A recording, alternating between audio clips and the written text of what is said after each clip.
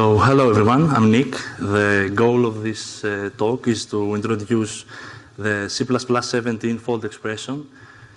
And in doing so, we will dive into the functional genome of the fold expressions and elaborate on some techniques that are related to reducing and folds, present some new techniques, and then extend the fold expressions a bit further.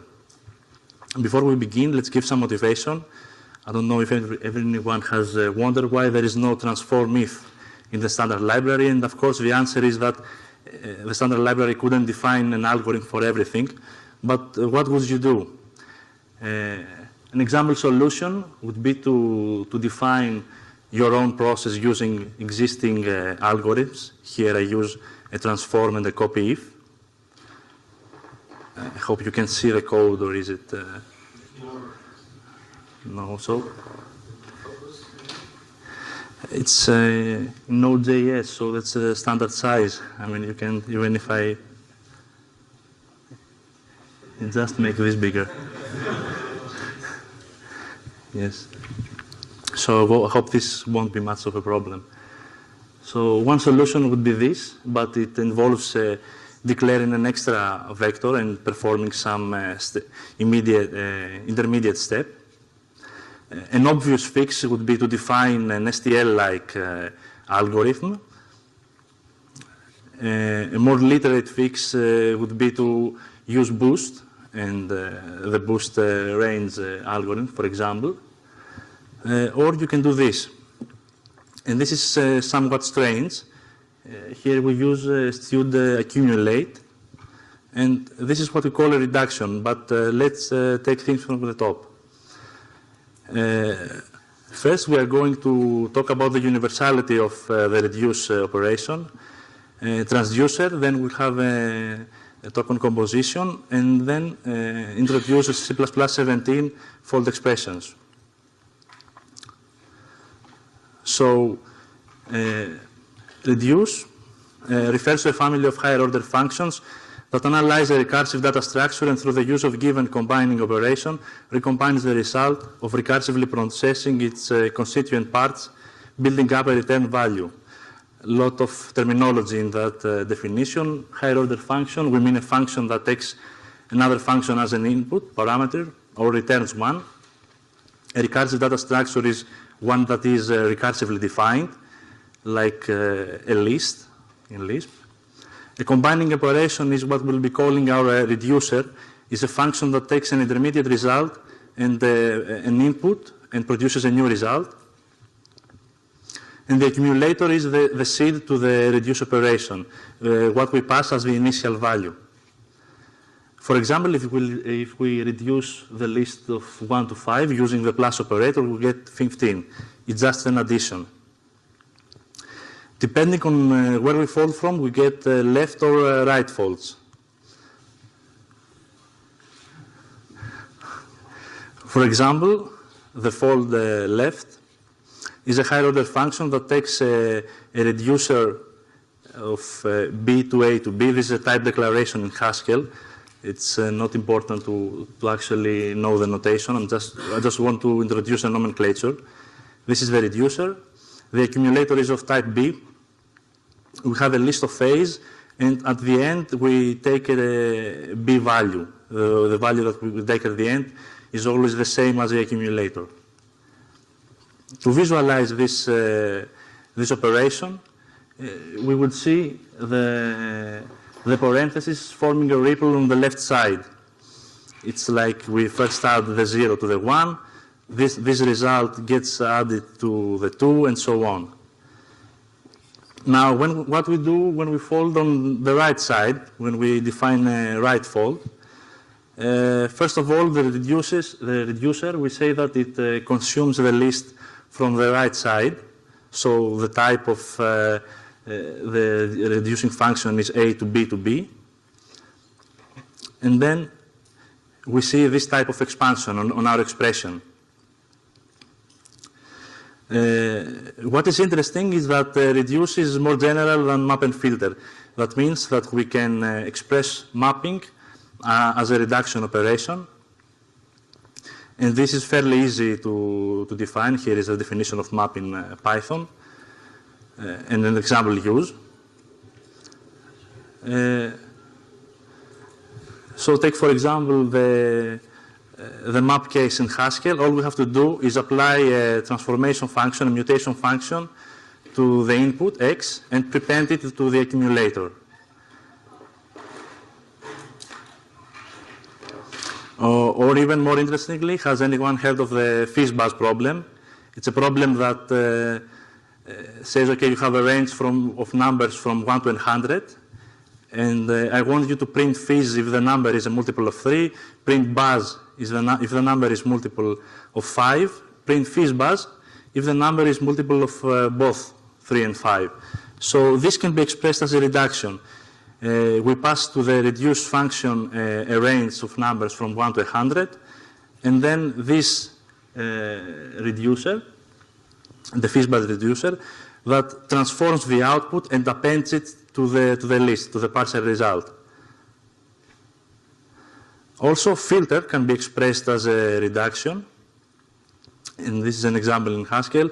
It's a higher order function that takes a predicate that with a parameter and that returns a Boolean function, and it only appends that value if the predicate holds for that function. And of course, the same applies to Python and other languages. We can express the filter function as a reduction. Now, a recent evolution regarding reductions was done in 2014 by Rich Hickey, who in his article, Transducers Are Coming, introduced the concept of the transducer. There he said, this is a picture from the Strange Loop conference. He said that in programming, a lot of times we do pretty much the same things, but sometimes it's better if the cheese is on the top. That's why he shows that burrito. And his idea was a process that actually transforms, mutates a reducer. Here we have in closure notation a function that takes a partial state, a partial computation, this whatever, and an input, and returns whatever. And the transducer is the process with which we transform this reducer to another reducer. It will become a bit clearer later. So the primary power of transducers comes from their decoupling. They don't care about the job being done or the context of use or the source of inputs. C++ has an implementation of transducers in Atria, which was presented by Juan Pei in CPPCon 2015. Therein, he talked about extracting the essence of map and filter. So let's say we have the transform and filter functions written in C++.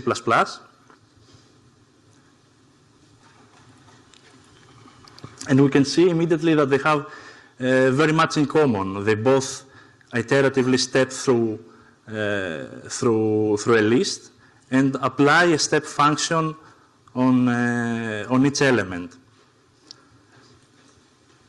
The way of producing the output differs just a little bit. On the transform case, we just append a transform value to the output, while in the filter case, we append the value itself if a predicate holds. Now, accumulate, we can describe it as the purest way of stepping through a sequence.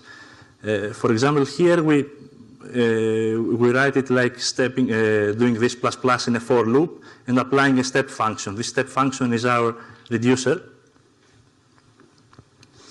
And what we can abstract here is the way of applying this step function to the output. For example, if we define an output lambda, what we can do is here actually express transform and filter as a reduction. In both cases, we've substituted the body of the functions with an accumulation. In the first state, we just apply the step function. Only the input gets transformed with our fn. And in the second case, we just check if the predicate holds. I don't know if there are any questions here on this piece of code. Okay,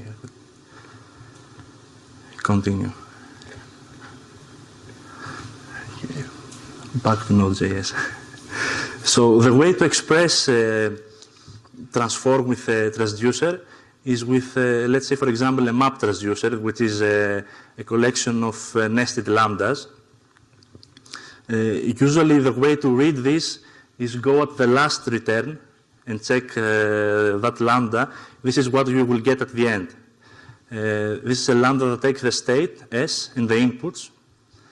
And the map actually transformed this step function by applying the fn, the function that we passed it at the start, and using the step function to compute the output. So transform from first to last using a function would be written as accumulate first, last, and the output, but using this transducer, this map according to a function fn, and then output with the output lambda. For filter, the only difference is that the execution takes a slightly different path. We only apply the step function if the predicate holds. And we would write filter as accumulate first to last with the filter and the function in the output. And the way to think of this is like having a grid that represents the flow of execution. And normally in algorithms, the flow depends on the size of the pack or the weight and such stuff. With transducers, what we can do is actually take out or remove some pins from the grid or put some others and make the pack go the way you want it. So the main strength of these techniques is their composability, the power they have to express composing features. And in computer science, composition is a combination, whether we refer to function or object composition. The objectives are maintainability, code reuse, readability, and finally code beauty. And of course, we can't really say there is not a formal way of talking about code beauty. What I found interesting is to discover metrics of code beauty by studying the composition in visual arts, and in particularly in cinematography, where composition is the way you place your objects inside your scene or inside the frame. It's the knowledge of knowing what to show and what not to show. So most of the applications of composition as a visual art, this time, revolve around visual necessity. There are checkboxes that have to be checked. For example, in cinema, you need enough lighting, or you don't want to block important visual information. And some examples from coding is to intend your code even when not mandated by the language, or break at column 80. And visual artists have realized successful compositional templates that are used up to this day, like the rule of thirds or the golden ratio or the triangular composition. And what composition offers is a way to tell stories with a single shot, in a single frame. So how does it work? The first objective is to attract the audience's attention, what the viewer should be looking at and how we get them to look at it. To this end, we have some visual devices we call compositional influencers, like geometry, diagonals, or framing, or how close a subject is to the light. And we can kind of see visual devices in coding. You like code breaks or grouping of similar methods in a class. And the second objective is to show which subject has the control of the scene. There are two types of control. Of course, one is artificial control, which is kind of all the technical stuff we've talked about until now, where you get the viewer to look at. And the second is primal control. It's a more interesting, a more deep type of control. Here you can see Citizen Kane towering over the other actors, becoming from an insignificant figure a more significant. And to do that, you have to, there is a concept of removing noise or removing visual noise and focusing on a single thing, making the viewer know who is the protagonist. For example, in the DAF's device, in the first case, you can see no protagonist. Of course, it's a very useful piece of code. It's something we use every day through memcopy and such, but you don't want to show this to the viewer. And of course, here I'm treating the viewer in cinematography, the parallel is with the reader of some piece of code. And in the other, you can see that all the transform and copy cases, that all the insignificant information has been stripped away. So to return back to my original example, that wasn't supposed to be understandable, there was this question about transforming if I asked some time ago in Stack Overflow, and my favorite answer by Vlad from Moscow was so downvoted that the user had to delete it because no one could understand what it said. It used this stood accumulate that did the job the way it should be done, but it didn't have any messages. But what if it was written this way? You say stood accumulate, and of course the artificial control is what takes our eyes on the left of the screen because we read left to right, so we immediately understand that we are performing an accumulation. And then there are the usual suspects, begin, end, and the back inserter. And the primal control goes to the transducer. You actually tell the reader of the code that you are filtering based on a predicate, and then you are mapping based on a function. Of course, it takes a bit of background knowledge to appreciate, let's say, this type of writing, the same way it takes a bit of background knowledge to appreciate a good frame in cinematography. So now that we have built up some nomenclature and definitions on reducing, we can go on to see the C++ fold expression and what C++ does about this type of operation. Up until now, we had the stood accumulate, which actually is a left fold in the folding sense, which was highly underestimated. It decays to the mundane task of summing, hence it's dwelling in the numeric header. And it cannot express folding in a compile time context, or the pure expression logic underlying reductions, or handle the variadicness of input. C++ amends this by adding support for fold expression.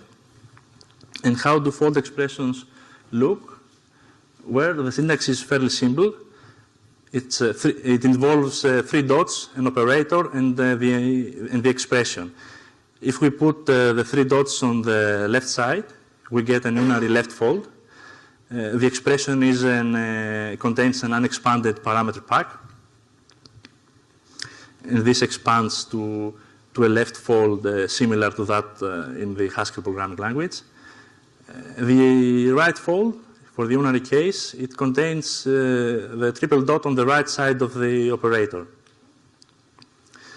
If we put, let's say not add, because we have the operator, don't want to make confusions.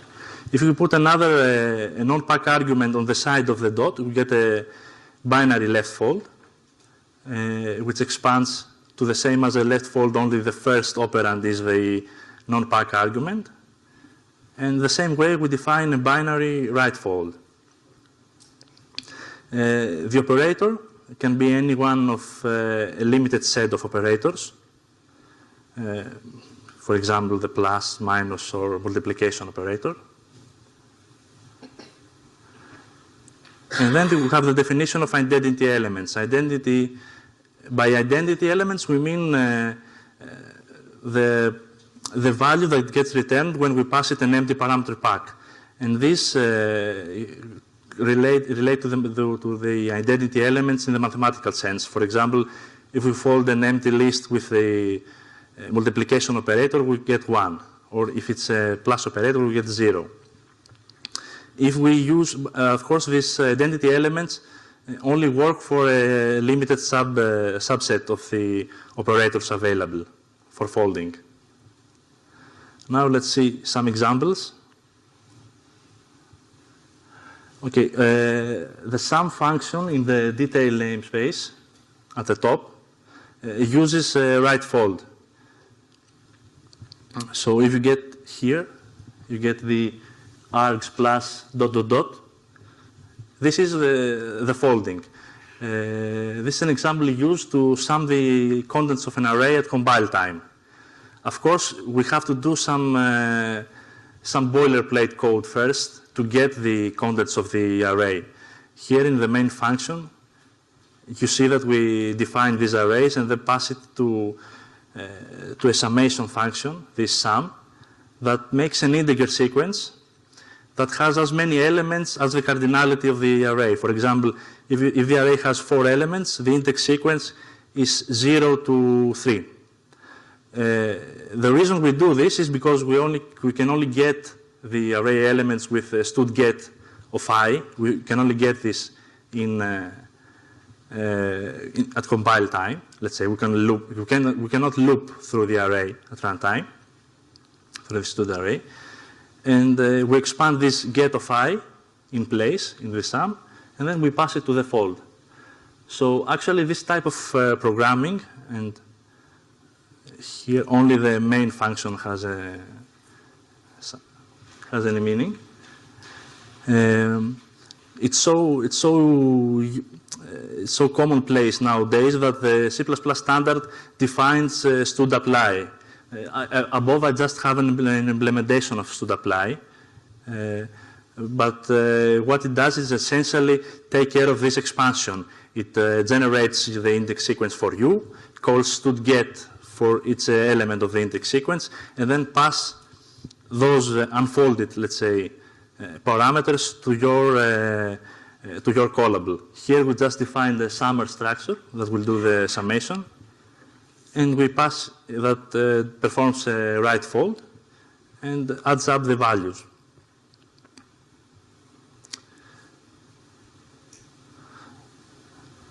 So another interesting thing that we can do is loop over different types. Here, for example, we can have a window, a widget, or a toolbar structures that all define the show member function. And what you see is inside the printer lambda is a folding over the comma operator. The comma operator will expand this in a sequence of calls to the show function.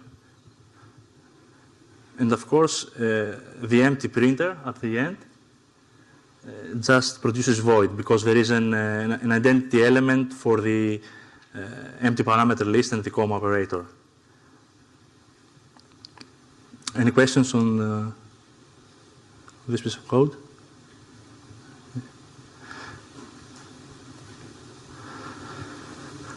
So this is useful enough that you can define on each lambda.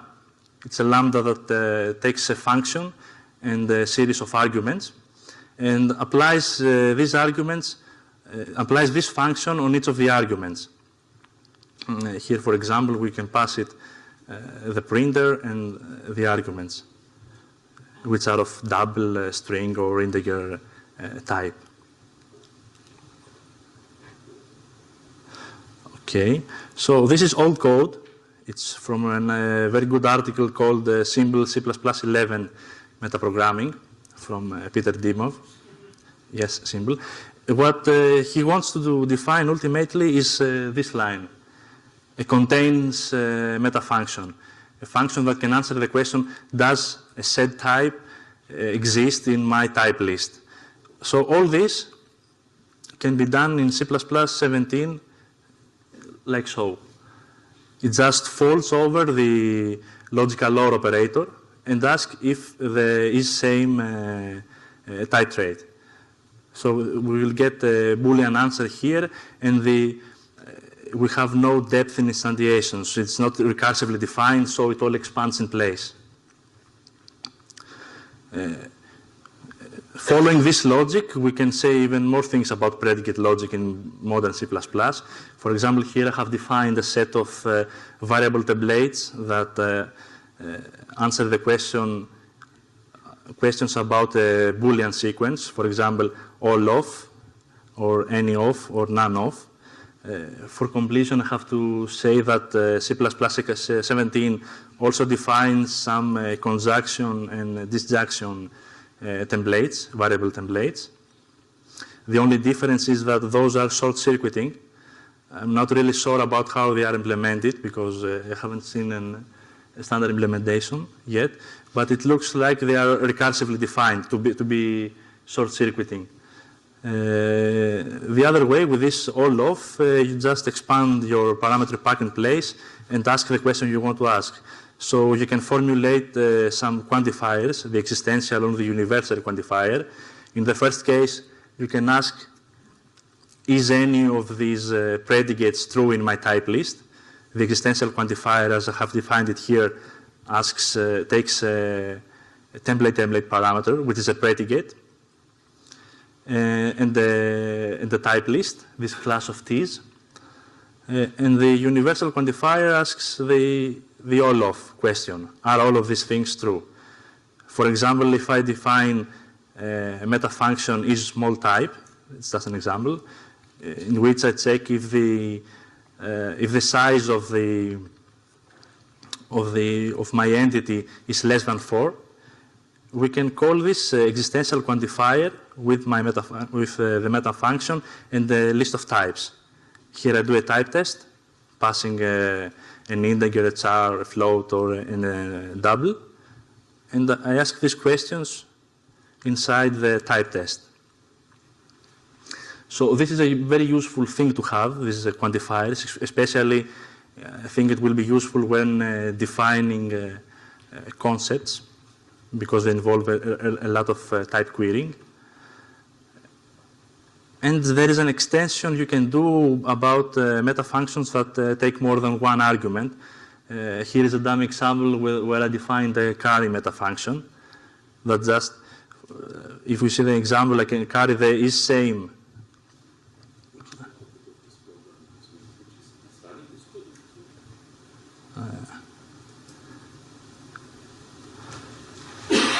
Okay, the output would be true.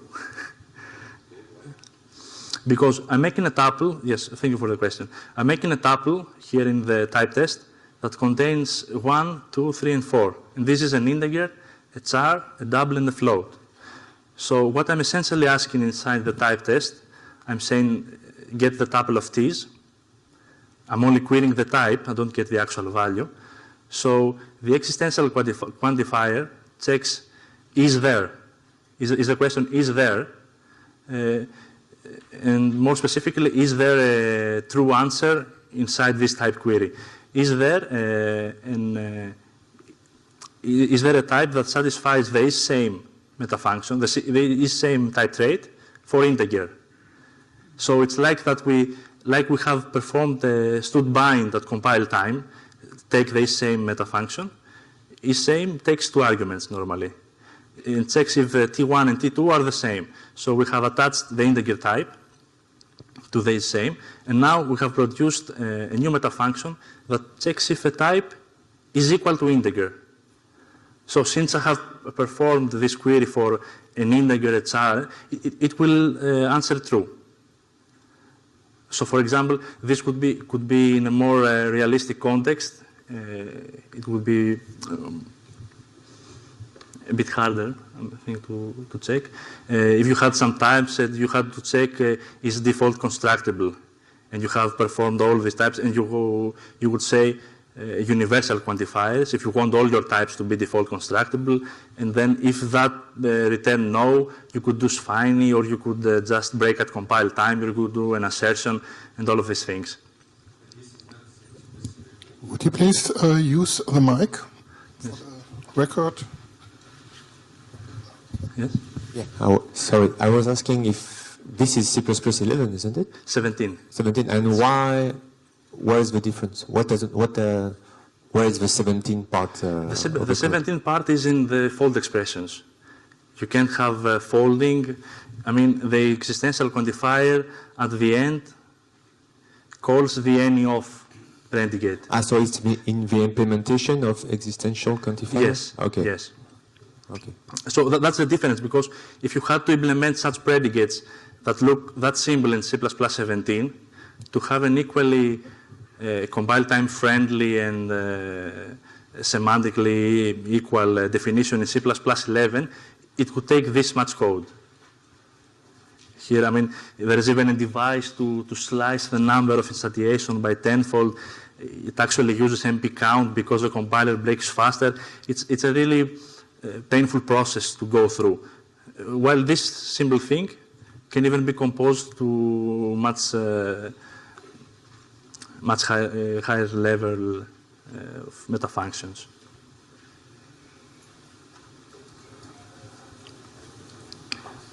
Okay. And of course, you don't only have to, in this type queries, you don't only have to fold with the logical operation. You can use the plus operator and count the result of type queries. For example, if this stood its same, produced a value of 1 or 0, you could add up the values and end up with how many times this type query was satisfied.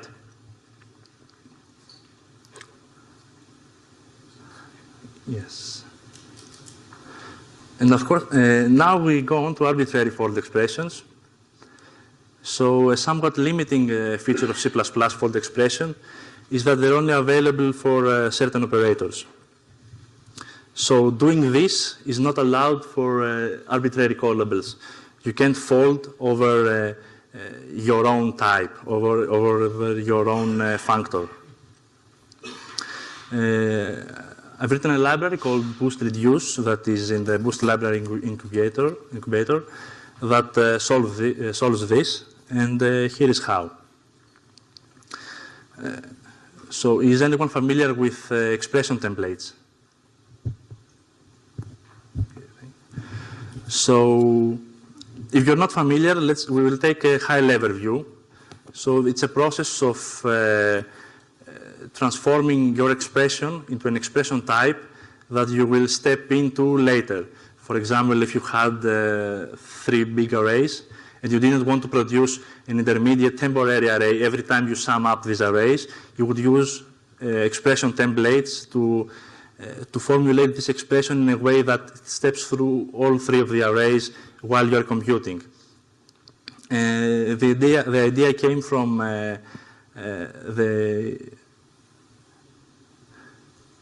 the fold diagram of the Haskell programming language, and it's the resemblance that it bears to Veldhuizen's expression parse trees.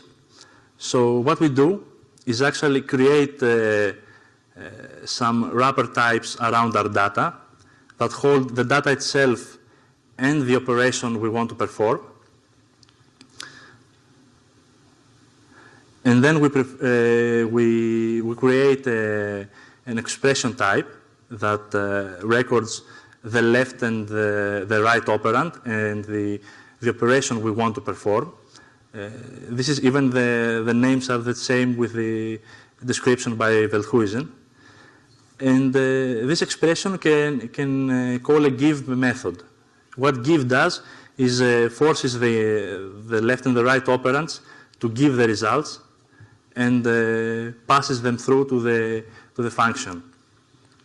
If the operand is an X function, it just gives the data. If the operand is another expression, it computes that expression. So then you have to overload the plus operator. Here we use our plus operator to perform this type of expressions. And some wrapper and interface functions. Here I just define the fold left and fold right functions that create these wrapper types and then call give in the resulting expression. So for example, I can now, using this mechanism, perform a fold using the max functor. The max functor defines a function call operator that takes 2 arguments and returns the greater one. So here it would return 20. Since this operator is const expert, it would all happen at compile time. Here's another example with a join functor. Here I perform a left fold between variadic input. We have numbers and strings. And what join does is stringifies its output and gives it back. Or we can have, these are arbitrary examples. We can have any operator you want. You just have to define a function call operator for your input, and then call it with fold left and fold right. So you can also have some syntactic sugar. Here I define an op function that takes a value and handles this wrapping of the input into function and type wrappers. And this is what we define at the end. This op max args plus ... is a right fold, but it does not fold over the plus operator, but folds over the max operator. If max is, let's say, our own function functor. And we can define anything we want in this fashion.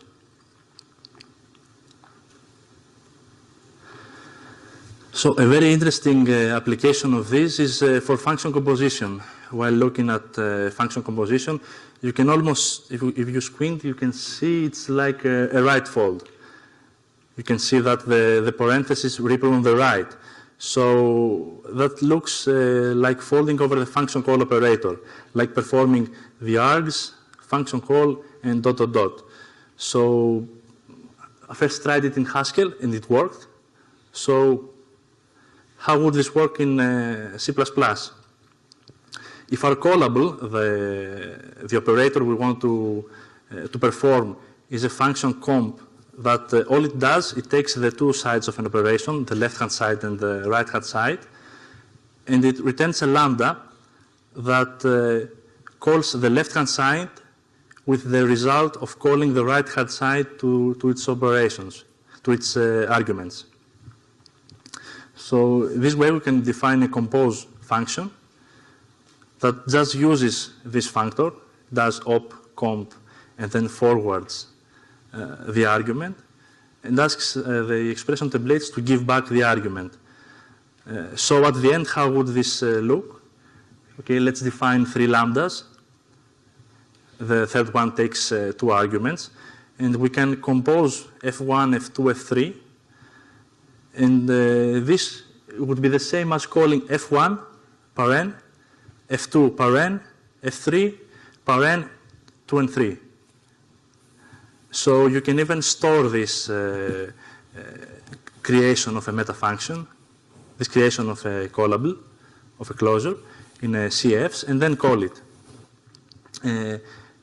Here, just to show how the pipeline goes, I had the arguments of the last function to be 2, because you can do it.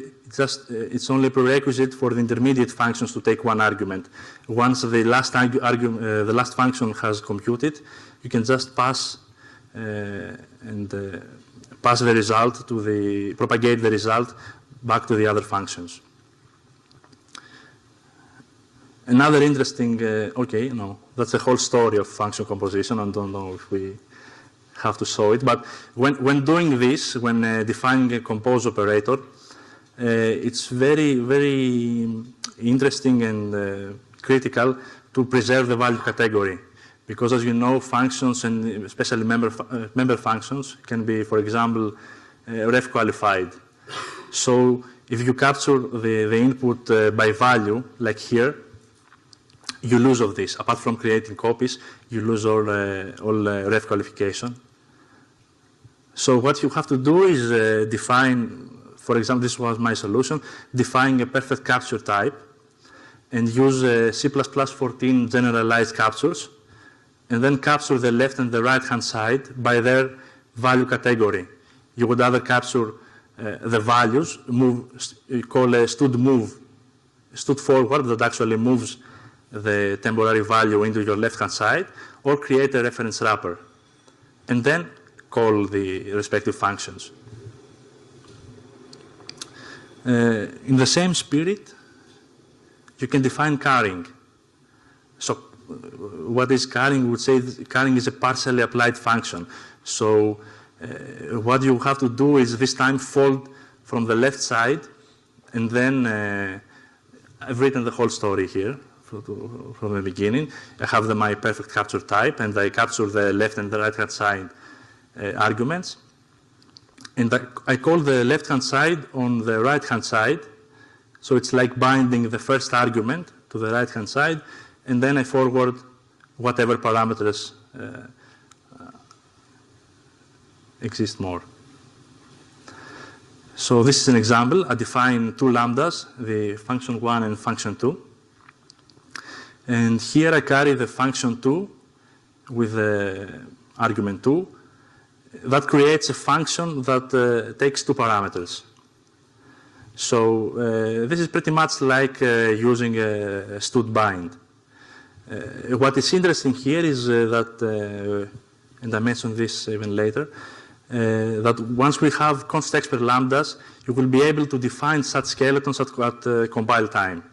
Because const expert lambdas, in this case, that I have two lambdas, will create this carrying of functions, and the type of the resulting function at the end will be known and at compile time, and you will be able to define actually a compile time function, a meta function.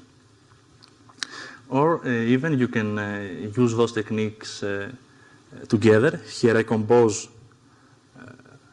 two functions using, and then a carry of a function. It's really versatile. Of course, there's the issue of becoming move aware.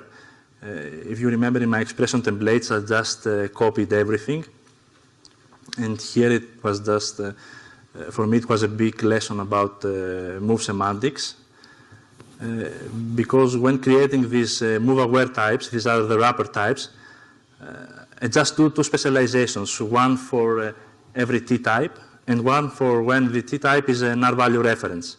Okay, the first case just holds a reference, the last case, the later holds, moves a value into my data, into memory. But you have to remember to use forwarding references to preserve value category. That stud move is like playing cards. It doesn't work if there is nobody on the other side. It's no matter how move aware a library is, it will end up copying when handling non-movable types. And moving from an object places it in a valid but unspecified state. So you have to be really thorough and explicit. Even when creating dangling references, things may appear to work, and that's the worst kind of bug. So next, for lazy evaluation,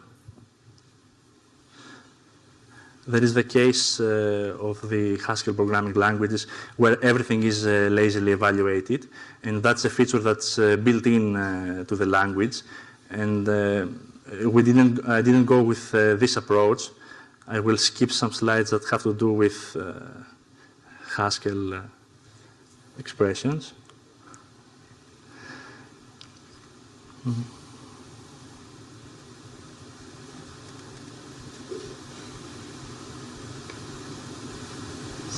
So my approach was more like Python's generators. So there was a process designed that you can pull from the result of the folding expression. So you would apply partially the operation, and then you can actually loop through the results. What this would produce is the scan, is an equivalent of an inclusive scan. To do this, I used, there were problems with expression templates, mainly that the content is embedded in the form of the data structure. That is, when I call give, if you remember, I have to recursively call give on the constituent parts of the operation. And we need to be able to step through intermediate states in an easy way. And express the resulting types and the advancement of our computation. So my inspiration was a common technique from GPU programming to flat out data. And what I did is to convert this diagram, this expression diagram in the expression templates into this, pretty much a reverse Polish notation. So now the expression is just a tuple of nodes, the type of my operator that I want to perform, and the resulting state. That has the type of applying this operation to two of the nodes. Here, if we see the yield function, what it does, it loops over the nodes and calls my functor on each of the nodes using the current state. And this is a good example of a const expert member function that's actually not const, because it mutates my class, it mutates the state, but it can be calculated at compile time if I want to. So the last piece of the puzzle would be an iterator. I know it's a bit unfair to show implementation details from a library. I just want to have some subcontext when we show the examples later. Because here, for example, you see that an iterator is just holds a reference to a state and a position. That's a position inside the nodes tuple. So it knows how to step through the computation. When I call ++, it amends the position and calls my functor with the arguments, the node and the state. And when I dereference the iterator, it just returns the state. Having this in place, what we can write is code like this. It's like the previous example of folding. Let's say here I perform a write fold with strings and numbers. And what I can actually do is in this for loop, step through the computation. Because I have an iterator type for this expression, I can print the intermediate values. Here would be 1 bird in the hand is worth, until the expression has computed completely. And of course, I can break this computation if I want to, if I reach a state that I don't want to compute anymore. Since this yield function is a const expert, I can also compute at compile time. Just call yield. And the Haskell counterpart are the scan left and scan right functions. That do pretty much the same thing, print the intermediate states as I step through the fold. So the transducers, as we used them at the beginning, that were a layer of nested lambdas, when used with such fold expressions, the only difference is that they have to know what kind of a fold expression they are used in. For example, here, this transducer is used for a right fold operator. Why? Because the last lambda has the state at the right-hand side. So it expects an input on the left side. Accordingly, the filter is pretty much the same code, just you have to watch out for left or right folding. And here is an example. I define an output lambda, a predicate and a function. And what I can do is perform this transform if, the initial example, our request for a transform if function with a fold, and then call yield. And this is interesting because since I use lambdas, now this cannot be computed at compile time because they are not const expert functions. But once we have const expert lambdas, we will be able to do such computations at compile time. And this is really powerful. So here is another example. If my reducer is defined to expect an input that is an iterable, I can do a for loop and append all its elements to the output. So for example, here I have a list, a vector, and an array of integers. And I am performing a right fold operation. and I'm actually map cutting over different types. So I am unrolling the contents of the list and the contents of the vector, and the contents of each container are appended to my target vector. This is a vector of integers. Yes. There are some corner cases, faults of more than one arguments. You have the rightmost or the leftmost argument to becoming the accumulator. Faults of one argument mean that the argument is the accumulator and it's returned as is. And faults without arguments, as we saw at the beginning, the C++ standard defines identity elements only for a subset of operators. So how should we predict the identity elements for everything? This is easy to do the way we described here.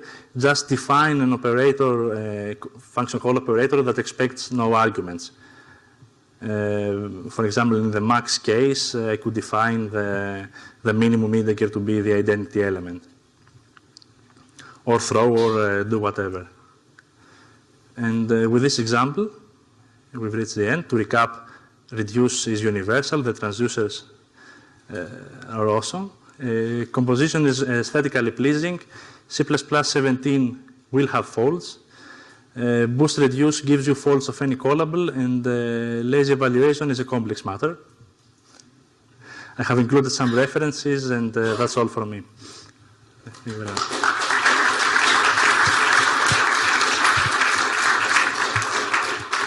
If you have any questions, please raise your hand.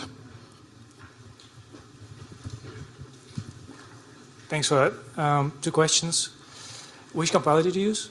And are you using this code in any commercial product? No, commercial product, no. It's a home project, let's say. I use mostly Clang 3.8 and the trunk version of GCC 6.2 now. What is interesting is that with, I think 3.7 it was, in doing this, I broke my compilation error record. I had a compilation error of a quarter million lines.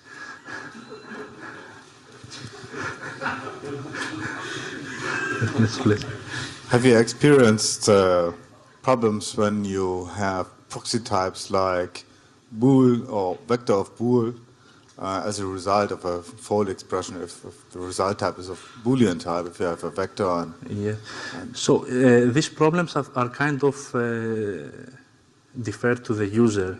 So if the user writes his operator in a way that the function call handles this, it will be okay. But strange things can occur, yes. Any further questions? So we're through. Thank you very much.